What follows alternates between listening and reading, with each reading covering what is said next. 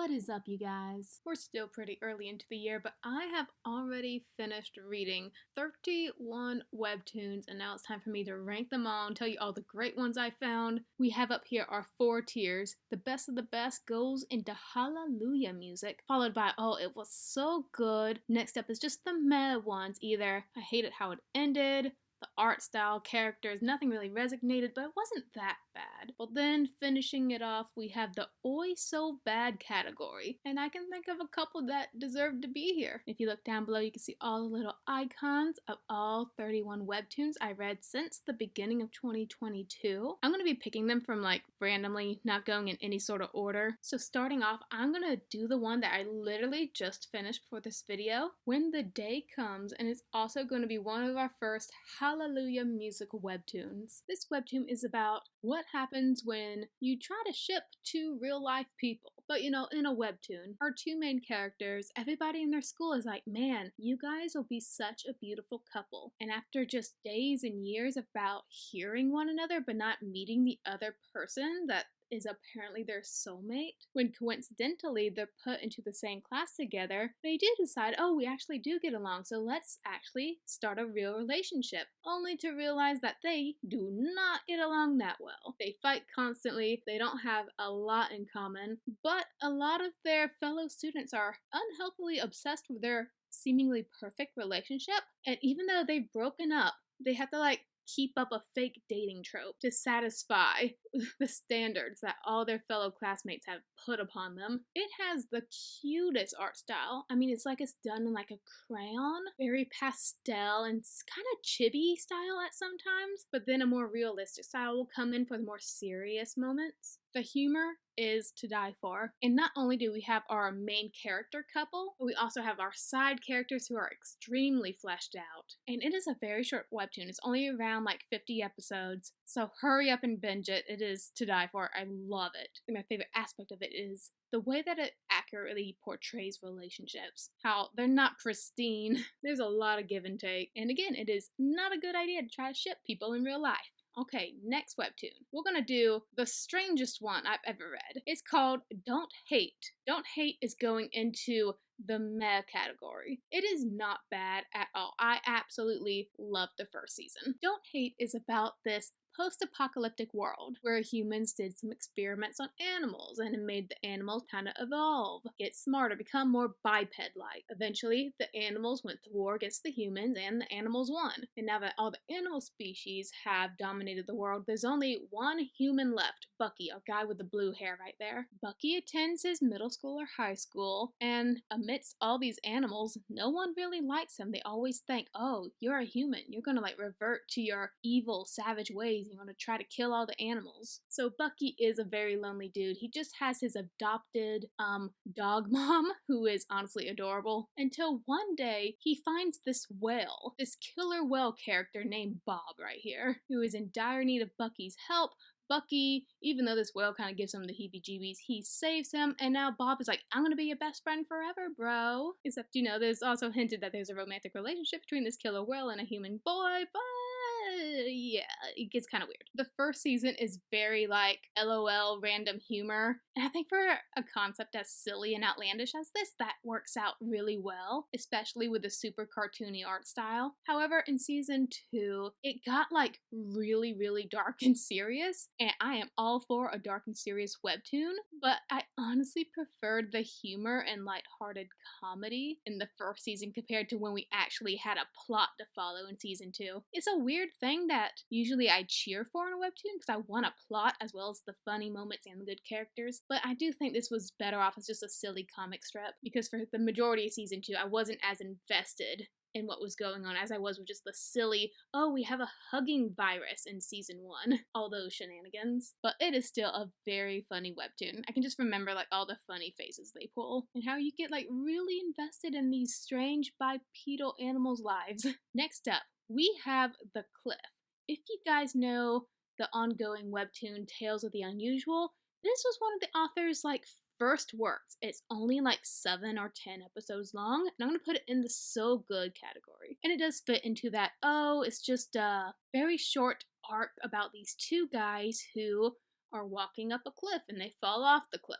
And now they're stuck on a ledge with nothing to eat. Each man getting more and more like paranoid about the guy next to him. Like, oh, is he gonna kill me? Is he gonna push me off the cliff so he has more room? It's very short but told very well. I can remember explicitly like a bunch of like scary imagery. It really makes use of like shadows and distance. Like, I think personally, something farther away is more scary than something close up, because when it's farther away, you don't exactly know what you're looking at, and this webtoon is very good at doing that because you're stuck on a cliff and you're looking down and you're so sure you can see shadows moving up towards you. It's a short psychological thriller, and if you do like the Tales of the Unusual comics, that's like an anthology, maybe 5 or 6 episodes per arc.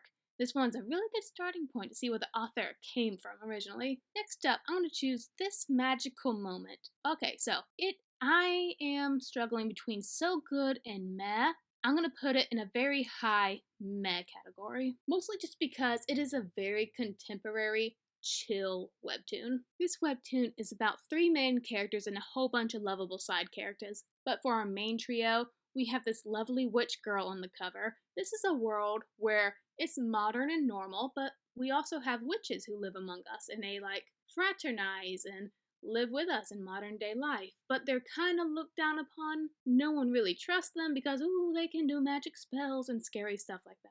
So it's not uncommon to find like news reports saying a witch or a wizard got attacked. Our main witch character, she's just trying to get through high school, get ready for college, working at her family's pharmacy, putting up with all these annoying mortals. But one day she finds herself volunteering at an orphanage where our second main character lives. She is an inspiring nun, and she's all faith-based. And so when this girl comes in and she's all like demony magical powers, our nun girl is super suspicious of her and does not want her to be around the children. But the nun character turns out to be my favorite in the series because she has excellent character growth. So we got Witch Girl and we got Nun Girl, who are 2 opposing dynamics, but now rounding off our trio, we have the actor boy. As you can probably tell, I cannot remember anyone's name in Webtoons. It's just how it is, but I know the plots very well, so I think I'm qualified to do this. Actor boy, he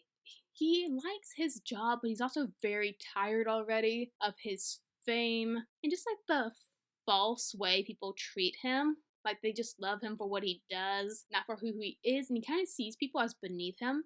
But then one day, he looks up in the sky and he sees the witch girl riding around on her broom. And I think that's a very good visual, how he usually looks down at people, but now he literally has to look up and see this witch girl. And right at that moment, he kind of falls in love with her. And now, something that made her so different, her witch powers, is something that he just loves about her and genuinely wants to know more about. So you have these 3 people, actor, nun, witch, who you would think would not have a lot in common, but it's how they get together and become friends. This webtoon, like the whole plot, there's not a plot, it's literally just, hey, this is us, and this is how we're gonna like get to know each other. Live out our days. We're gonna have like little plot lines about one man trying to find a long lost friend, or what happens when one of our childhood friends moves away. Nothing really exciting, but it's all very deep and well done with very lovable characters. So it's in meh just because there's not a lot, propelling the story forward, but it's a good chill read. Next up, we have Hooky, which is going into meh, right behind This Magical Moment. To me, Hooky and Don't Hate have a similar problem where I loved the first season or the first and second season, but then the last season kind of dropped the ball. But Hooky, it starts out so innocent enough. It's about these 2 witch kids. You got Danny, and then I think his name is Damien. Or is that the older brother? There's a lot of D names in this webtoon. Or is his name Dorian? Okay, we're gonna call him Danny and Donnie. Boom, fixed it. Danny and Donnie are 2 witch kids. I feel so dumb calling him Donnie. The 2 witch kids, they're on their way to wizard school, but they accidentally miss the bus. Oh no, what would you do in that situation? Would you just go back home? Would you just walk back home and tell your parents, oh hey, we accidentally missed the bus, can you drop us off? Would you walk the long, windy road to the school all by yourself? These kids, they're like, hey, instead of telling our parents we accidentally missed the school bus, why don't we go out into the big wide world without any supervision, try and find our own magic teacher, then write letters back home to mom and dad saying we actually made it to school. And that's what they do.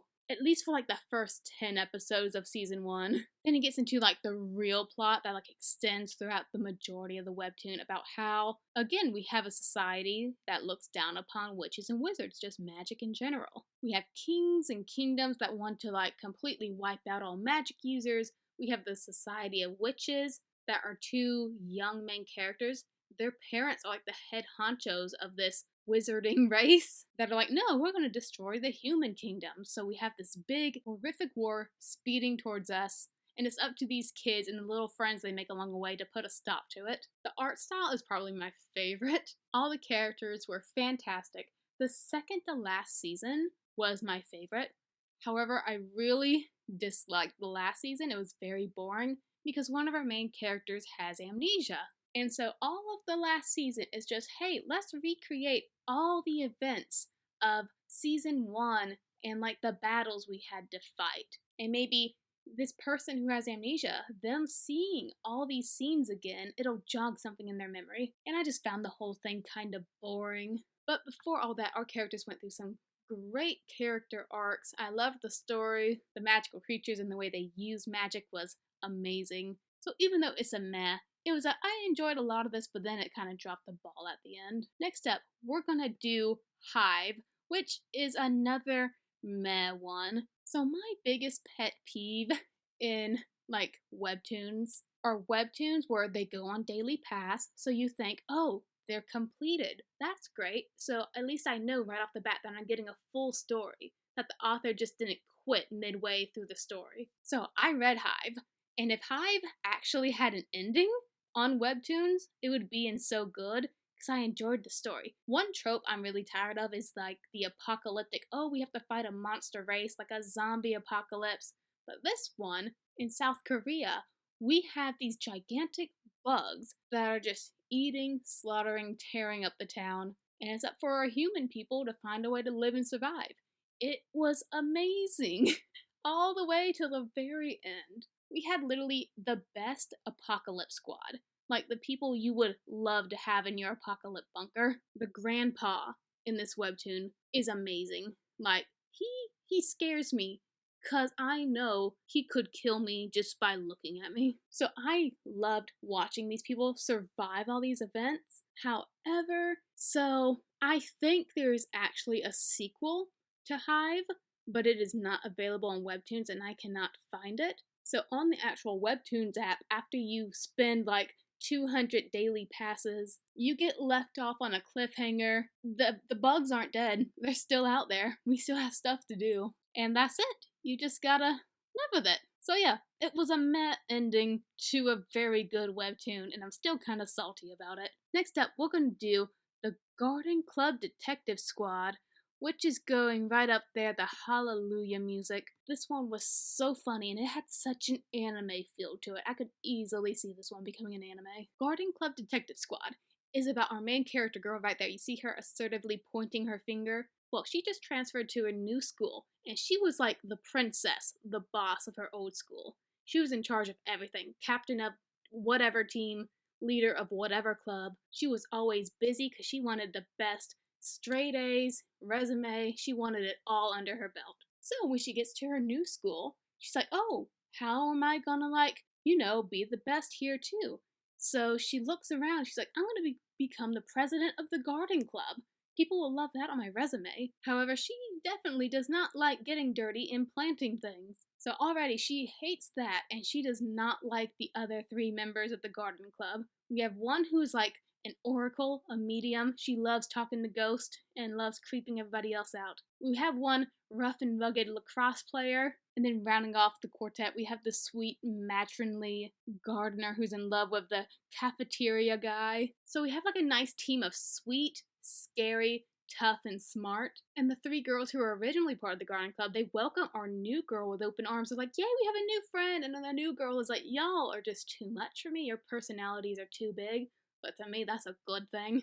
So one day while they're all like digging in the cabbage patch outside of their building, they accidentally discover human remains. So now our main character girl, being the smart cookie that she is, she's like, oh, now I have a mystery to solve. and it is a very twisty, windy mystery, and it was fantastic. We got to meet so many cool people along the way as we interviewed to see who killed the person in the garden patch. There's definitely some characters at the school that you want to see get their comeuppance, but the characters definitely make up this amazing webtoon, and I loved watching every bit of them trying to struggle through school. Next up, we're gonna do Oh Holy, which is going into meh. So this main character girl, her name is Holy, but I keep calling her Holly in my mind. So if I slip up and call her Holly instead of Holy, you know why. Oh Holy is a super cute webtoon about this couple who definitely like each other right off the bat, but are kind of both too nervous to outright say, hey, I have feelings for you. The shy little boy hiding behind main character girl, he was born with a special ability. He can see ghosts. And one day, after a horrible accident at school, Holly sleeps. See, I said Holly. You see that? Holy slips into a coma. And while her body's just laid out in a hospital bed, her spirit just wanders away like a ghost. Well, with the help of the Grim Reaper, they're able to get Holy's soul back in her body.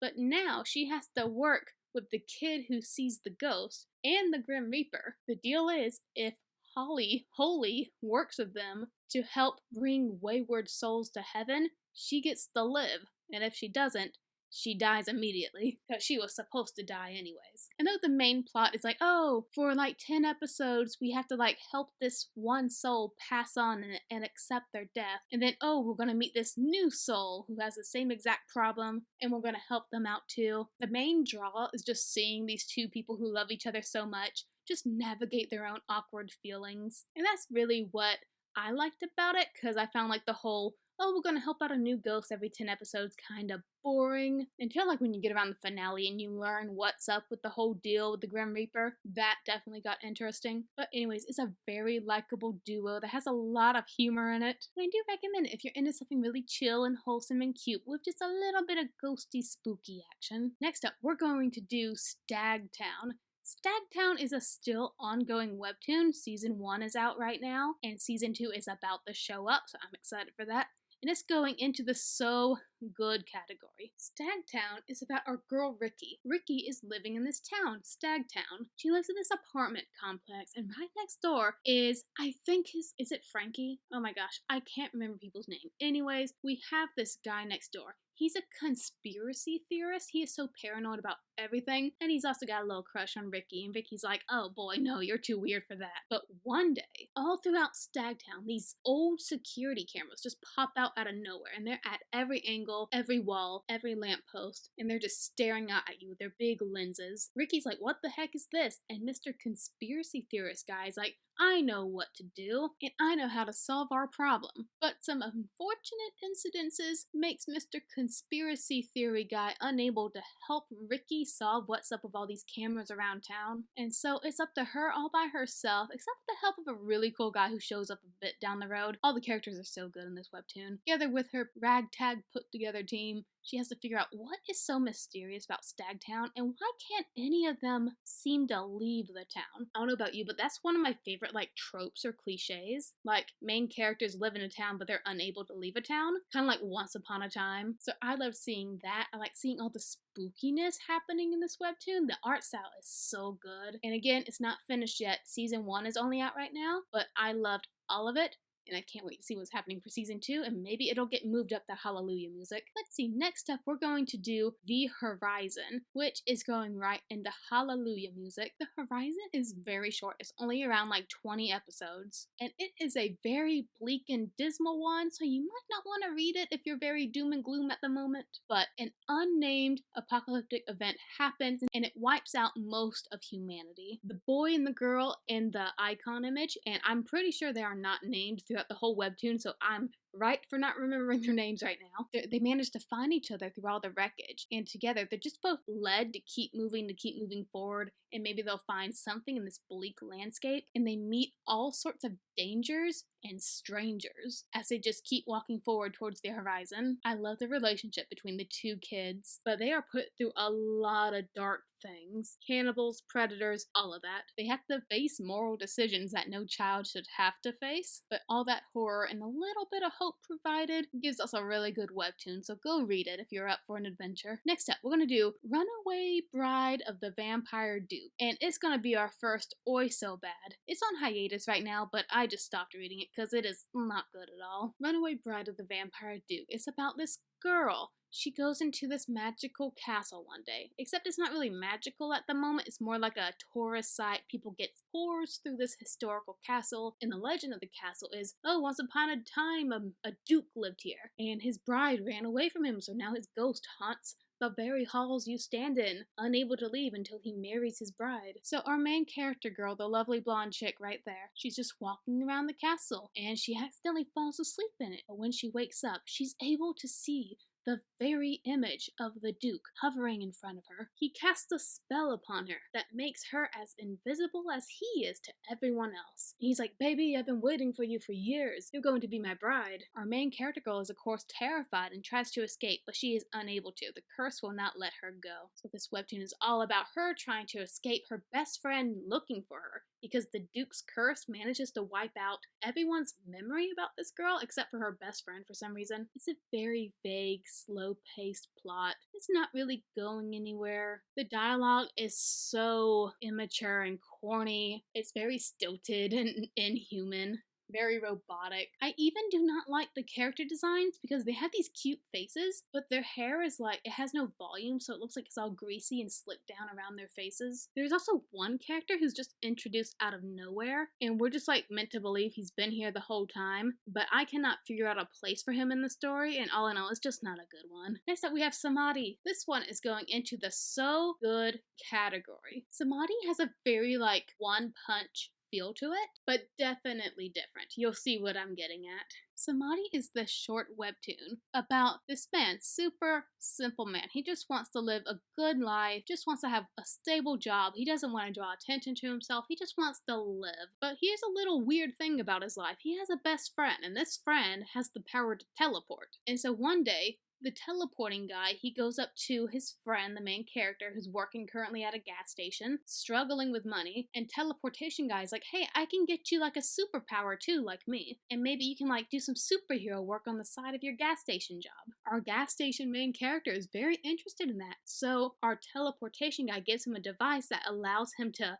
like switch modes, switch on his superpower, and he develops the ability of super strength and invulnerability. And he is so chill about these powers. He's like, oh, well, I don't really know what to do with them, so I'm just gonna like keep living my gas station life. He doesn't want to draw any attention to himself. But eventually he is pulled into the spotlight when another supervillain shows up, one who has psychic powers. So now we have this mind over brawn superhero fight coming our way. The psychic villain is desperate to pull in our super-powered main character gas station guy for his own personal reasons, which I found super over-dramatic, but I loved it. The author is the same author that wrote Death's Game, and that's one of my favorite webtoons ever. Same art style. It's so well done. Rather than being like a hero for fun like in One Punch, he's just a guy who doesn't really want to be a hero. He's just got these powers. He just wants a job. Let him be. And none of these other superpowered people will let him be. Next up, we're going to do Unholy Blood, which is going into the so good category, but it's not my favorite so good. You'll see why in a bit. Unholy Blood is about our orphaned protagonist. She lives with a preacher and two other orphaned children in a church. She loves them all. They're her family, but currently in this world, vampires are trying to take over. There's a whole curfew and everything. Humans can't be out at dark, because that's the vampire time. Humans hate vampires. Meanwhile, our main character girl with the beautiful white hair, she's just trying to live her life. She's trying to go to college, take care of her foster siblings. However, she too has a secret. She's a vampire. She was born a vampire. And she doesn't really struggle with the urge to drink blood. She's perfectly fine just living her life with a quart of ox blood. But she has to keep her secret because no other human would love her besides the family that she managed to find and the pastor that took her in. But again, in all webtoons, no one can leave our main protagonist alone. Vampires have scented her out as a pureblood, so super more powerful than a vampire who's been made as like they've been bitten. So now they're out to get her, to consume her heart and get all of her powers.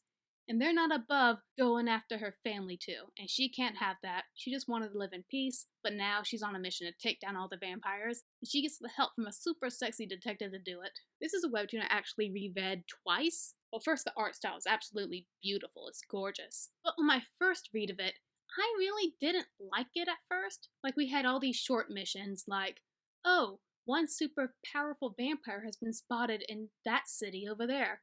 We're gonna go beat him up, learn their backstory, and also our main character is gonna somehow steal their power. And it's gonna repeat like 3 or 4 more times and just kept hitting the same story beats. So I got kind of bored of it. But then a super cool plot twist happened and I went back and reread everything. And on a second reread, when I got to like see all like little hints dropped throughout the chapters towards what's going to happen when the plot twist arrives, it was much more enjoyable. The ending honestly wasn't my favorite. It raised a few questions to me, like, is that possible what just happened? But I think the best thing that comes out of this webtoon is Daniel the Lion. You know if you know. He's the best boy ever. Next up, we're going to do swimming lessons for a mermaid, which is going to a very high meh. Swimming lessons for a mermaid is about our mermaid girl. You know she lives under the ocean with her like 6 or 7 sisters, but she's not like the other mermaids. She has a very weak tail, her muscles are no good, so she actually can't swim that long or that far, which is of course dangerous in the ocean. So even though she lives down under the sea with her mom and her sisters, she has a human dad up on the surface. So her mermaid family cuts off their hair, sells it to a sea witch, and they're able to purchase like a pair of human legs for their poor daughter who can't swim. So they send her up to go live on the surface with their dad, where she can like walk around freely. But as time goes by, she still yearns to go back into the ocean with her family, but she doesn't know how to swim. And she's too ashamed to go back. She can't even go visit them out of the embarrassment of being such a burden, like a perceived burden to her family that honestly loves and cares for her. But one day at her high school, her secret is accidentally found out by one of the swimming team members. And these two kind of come to an agreement. The swimming team guy is like, hey, I'll teach you how to swim so you can return to your family one day. And a beautiful friendship is formed. Though I was never really interested in the actual plot, like her learning how to swim, the humor was very good in this webtoon. There was always one moment in every episode that made me laugh out loud. And towards the end, when we actually get to meet her mermaid family, I love the sisterly bonds portrayed. There is actually a love triangle going on too in this webtoon. And the thing is, the two male leads in the love triangle, they look exactly the same. And I think one's name is Sue and the other's name is Woo. So they are super similar. Whenever they're in the same panel, I cannot tell them apart. But if we're just judging by cuteness and wholesomeness, it is definitely a Hallelujah music webtoon. But it just didn't have enough plot and action for me. Next up, we have Beetle Hands, which is going right up here to big Hallelujah music. So good. Now, I really can't begin to tell you what Beetle Hands is all about. It is very metaphorical. It's one of those few webtoons where I love the art more than the story, even though the story itself, from what I have perceived, is very phenomenal. It's probably all allegorical for something I haven't figured out yet, but I enjoyed the ride and I think you will too. Beetle Hands is about our boy Michael. I think his name is Michael. Please let it be Michael. Michael lives in this very abusive household. His only release from that sort of life is his best friend, Kinma. One day, Kinma comes running into his house and he's like, Michael, please help me. There's something following me outside. And it is at that moment where their reality kind of like melts into this other, weirder realm. One where this evil monster who is hunting Kinma and Michael now can like rip apart reality, chase you down, haunt your dreams, all the cool stuff. This monster yanks Kinma down into the basement, and this basement just kind of like proliferates and expands into this labyrinth. The labyrinth represents Michael's memories, and Michael has to go through all his awful memories to find a set of keys. These keys will unlock the door to the basement and he'll be able to rescue Kinma. It is a long, windy road through this plot, but I loved every second of it. The color and the artwork were the best I have ever seen. And even though I don't understand half of everything that happened, I just loved watching it happen in front of me. Next up, we have Arma, which is going into the middle of meh. Arma is super actiony, but is definitely not character-based, because I did not get attached to anyone, really. Arma is about this world where superpowered individuals called Armas are starting to like rise up in human society, but their powers are very limited. They can either blow up organic material or they can levitate it. And when I say organic material, I mean like only animals. Their powers do not work on humans. These Armas are, of course, being hunted down and experimented with the military. And things get even worse one day when a new alien race comes down and they're like, hey, we want to live here on Earth, so all you humans gotta go. But coincidence, Arma's powers work on the new alien people, so they're able to fight and defend humanity. But as time and time go on, the aliens decide, oh, it's the Armas we have to take down. Now the humans are getting more suspicious about the Armas, so now everybody's fighting against each other. No one can trust anyone.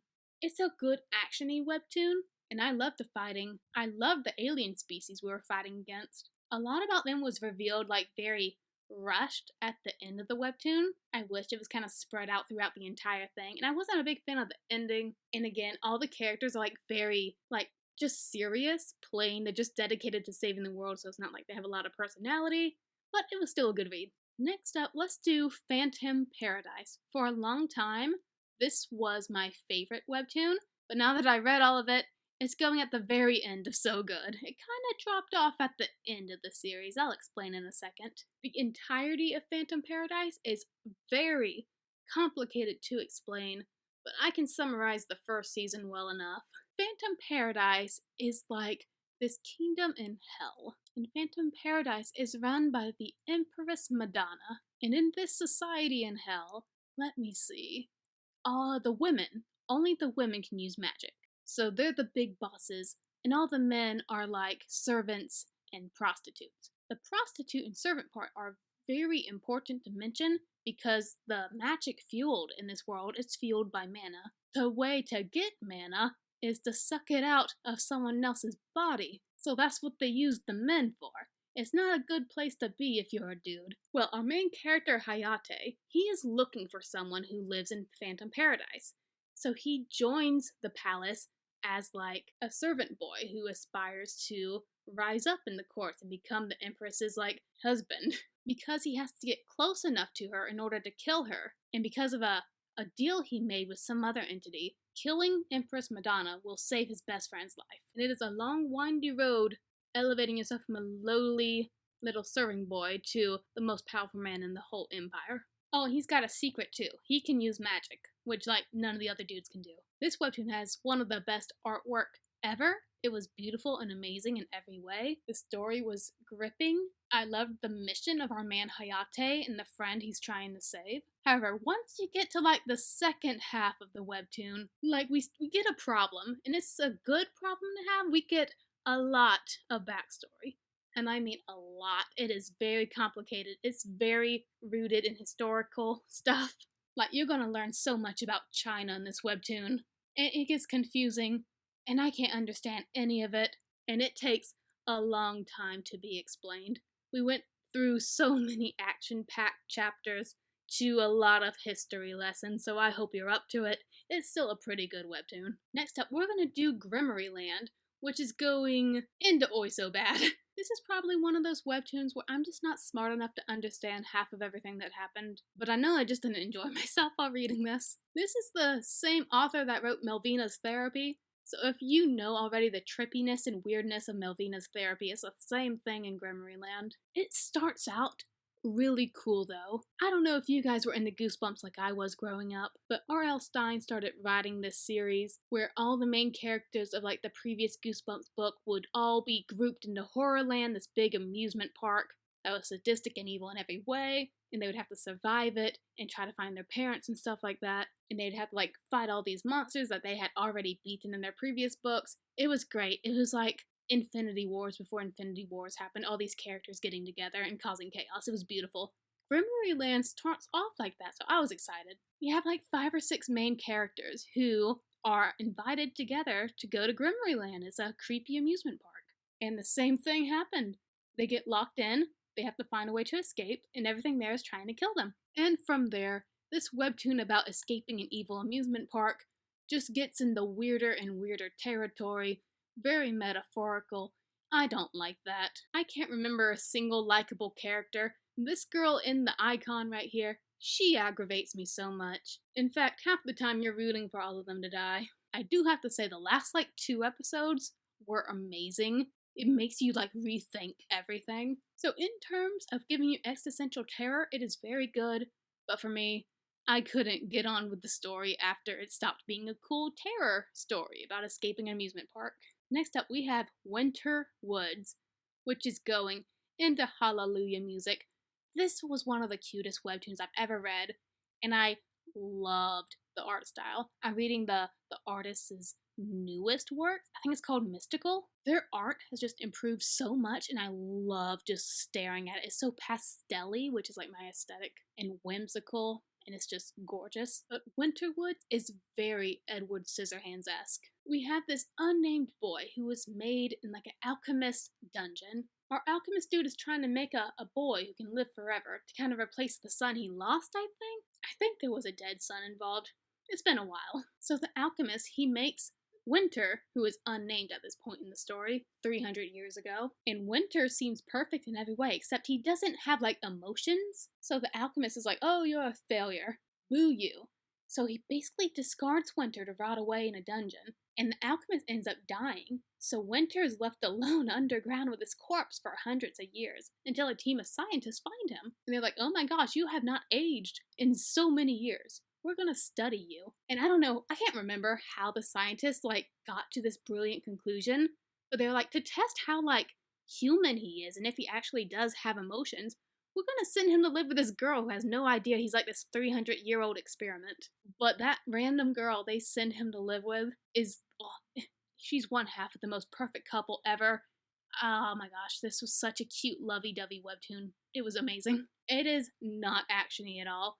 I'm pretty sure more than half of the episodes in this webtoon is literally just taking place in their living room as they just talk and act cute with each other. This boy, this beautiful boy, all he wants is a pair of eyebrows. And gosh darn it, the author barely gives him eyebrows.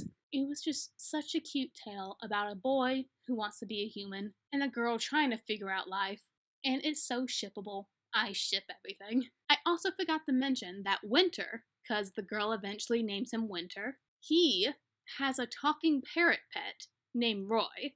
And Roy is so mean, I love him. He's honestly the best character in this whole thing. Next up, we have the makeup remover, which is going up here into Hallelujah music. It's so good too. The makeup remover is about this girl. She's very plain looking. All her life she's been told, hey, just focus on your studies. You can worry about boys when you're in college. Now she's in college and everybody's like, oh, well, you're a failure. You're not pretty and you have no man. You need to do something about that. So our girl, she's feeling really pressured to look her best. So she goes to a makeup salon. She's like, hey, and she pulls up an Instagram photo of a model. She says to the makeup guy, can you make me look like this? And makeup guy's like, oh yeah, sure. Makeup guy does an awful job on her makeup. She rushes away. She feels so embarrassed. But then this beautiful example of a man who is the best makeup artist in all of Korea. He's like, girl, your face is a wreck. Let me help you. And as he's fixing up her makeup, he's like, oh my gosh, you're the one I've been looking for. You have such a plain face. She's like, oh gee, thanks man, that makes me feel good. And he's like, no. I'm about to join this makeup competition. A makeup artist and a model have to enter together. And every week they have a challenge they have to meet, a certain look they have to perfect. And at the end, the winner gets their own makeup brand and money and a new car. I'm gonna compete and I want you to be the model. You have such a blank, white canvas face that I could do any look on you and make you look amazing. Through some more cajoling and some vague blackmailing, he manages to convince her to join him in the makeup competition. But there's an added stipulation that she gives him that she has to remain anonymous. No one can know her actual identity. My favorite part of this webtoon was the makeup itself. I got to learn so many cool makeup tips in this series. And the webtoon does an amazing job showing the good and the bad associated with makeup. But again, the best part were the characters. She is a super strong female lead, and he's everything. This boy, she gets abducted at one point by a mean cab driver. This man slammed his Ferrari into the cab to save her life. We stand that. Next up, we have Rise from Ashes, which is going into the so good category. Rise from Ashes is about this lonely ghost living in this, well, not living, excuse me. Well, she's deading in an abandoned house. And she's very content with her not life. She's like, oh, I get to clean this house, take care of it, feed the birds for the rest of eternity. I'm so fine with that. Well, one day these ghost hunters come to the house and they do what they do and they ghost hunt her. The way the ghost hunting is performed in this world is that the ghost hunters called the Red Crows, they take a picture of the ghost, and with that picture, they're able to control said ghost who was caught in the frame. Well, that happens to our poor sweet girl who just wants to chill in her empty house all day. Hashtag relatable. And now she's kind of forced to work with the Red Crows in order to capture more ghosts. Honestly, the first season is kind of all over the place. We have no idea where the plot's going, and all of a sudden there is a bomb threat our characters have to deal with. But afterwards, the story really hops into place, and I love the art style, and it eventually told a really good story. Even though I never really got attached to our main character girl that much, the story overall and what it was trying to tell was pretty good, to be honest. Next up we have See No Evil, which is going into the meh category. My computer is lagging so much, but we push through. See No Evil is about this one boy with the glasses. He has a very special ability. He can read people's minds, so he knows what's up always. One day he's just walking through town and he meets this dark, shadowy figure behind him. And his thoughts are just filled with murder. Like he just killed someone. Our main character guy is like, oh my gosh, what am I supposed to do with this information? He foolishly tells his best friend, who knows about his superpowers, that he can read minds, and best friend is like, hey bro, I'll help you out. I'll go find out where he lives. Best friend never returns. So now it's a race against time to find our best friend, and now Mr. Villain Guy kinda knows our main character can read minds. So it's a cat and mouse game that activates, and it was pretty good. I really did not like the ending, but speaking of mind games, it was fantastic at the mind games that were played throughout this whole webtoon. Our main villain guy, he knows our main hero can read minds, so he's able to set him up and make a fool out of him by giving him false information through his own mind. We get to meet some cool characters along the way who also want to take down Mr. Villain Guy. And if you ask me, it ended all too cleanly, nice and neat for me. But I read it all in one day. There's 50 episodes. It was still good enough. Grasp is going into the so good category. What we have here is a YouTuber, or at least the webtoon equivalent to YouTube, because every webtoon has a YouTube variant called WooTube or YouTube. You know the deal. But she does day-to-day live streams just showing her normal day working at her job.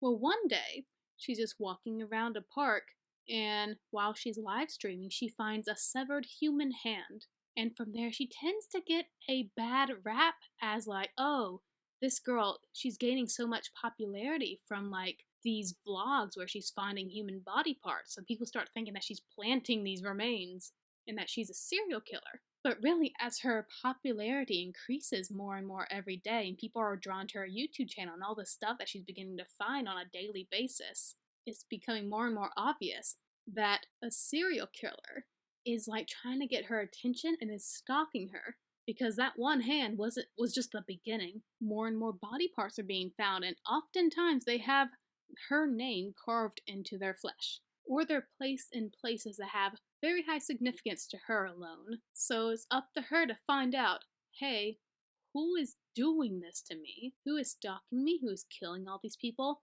And it seems as the story progresses that just a mob of very mentally disturbed people are following her. So what's up with them? What's also up with her little boyfriend right here and this shady looking police officer? Because they too have ties with this girl. It's very interesting seeing the story play out. Everything was perfectly explained at the end. I love the ending.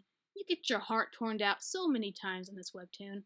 It's very creepy and I love it. Next up we have Assassin Roommate, which is going into the meh category. It started out fine. We were doing great. It's about these two roommates, except one of them has a secret. The spunky redhead right here is an assassin, and she doesn't really need a roommate. I'm pretty sure her assassination job covers the bills fine. However, she's just trying to play the part of a normal woman, so she's like, hey, having an added normal roommate will just make my cover look so much more believable. But of course, as these two get to know one another, they start to fall in love, and shenanigans ensue. It was great seeing how the spy organization works and how our dumb guy here gets swept up into it. But again, just like Hive, it got canceled or the artist just quit. right on a humongous cliffhanger, so there's actually no resolute ending to this webtoon, and I spent so much time reading it. So I'm just really cranky about how it ended. I hate how in Webtoons some of the quote unquote completed webtoons say, oh yeah, we're all done, we're completed, but really it's unfinished. So it's a good ride until you realize it just abruptly ends and you're thrown off a cliff. Again, ends on such a big cliffhanger that's never resolved, so I don't think it's worth the read. Next up, we have Witch Creek Road, which is again just like Grimeland. I don't know half the things that's happening, but much more enjoyable, so it's going into meh. I'm honestly very surprised this webtoon was not censored a lot, because there are a lot of decapitated heads and hearts and guts flying everywhere, and I think that's why I loved it. I cannot begin to tell you what the overarching plot of this thing is, but I'll tell you what happens in the first few episodes. We got a group of teenagers just driving through the woods about to go to a party, but they take the wrong turn and they end up on Witch Creek Road, where they encounter 3 leathery figures standing in a circle together. The teenagers are like, hey, let's antagonize this suspicious group of women. And of course, it cost them a lot of lives. In the first season is this beautiful hunt, these 3 witches chasing down these teenagers through the woods. I loved it. Throwing cheerleaders into trees, ripping off the arms of football players. It was great. But then the story just got weirder and weirder and weirder. Then Cthulhu showed up, and then it ended. I don't know what the heck happened. Lots of time travel, interdimensional stuff, but it was fun just to watch it happen.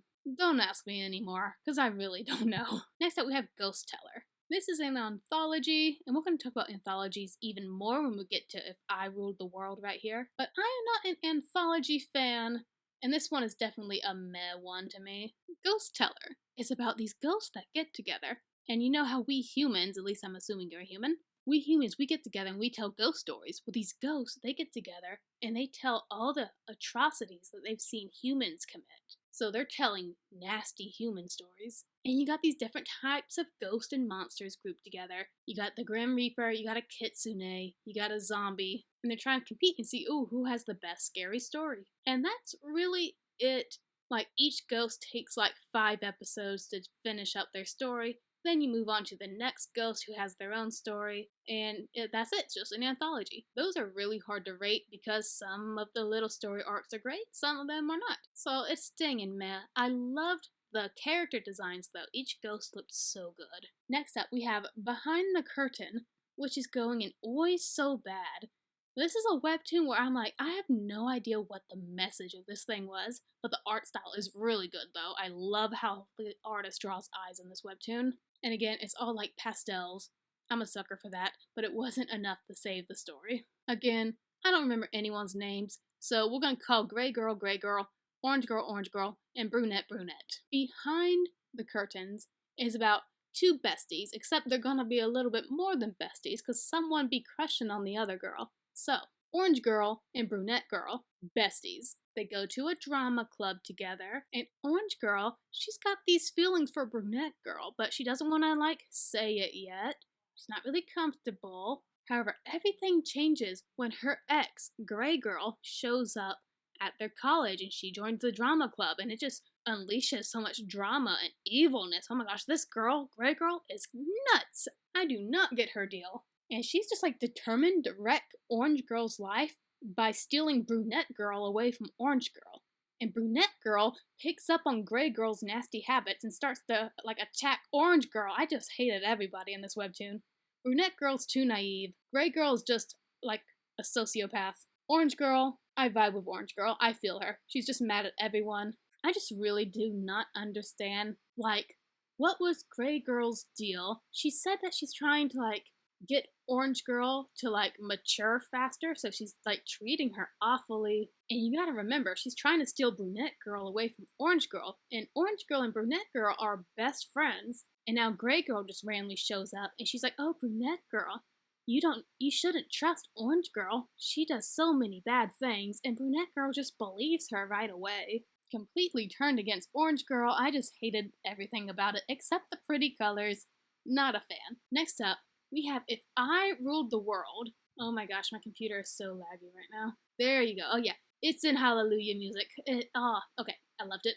It is an anthology series, but it's an anthology where all those individual stories are tied into a big overarching plot, and each story is super important to the main story. Every little mini story in this Webtoons is tied into AI in some way. Some of the AI are competing in like contests to see which one's the best AI.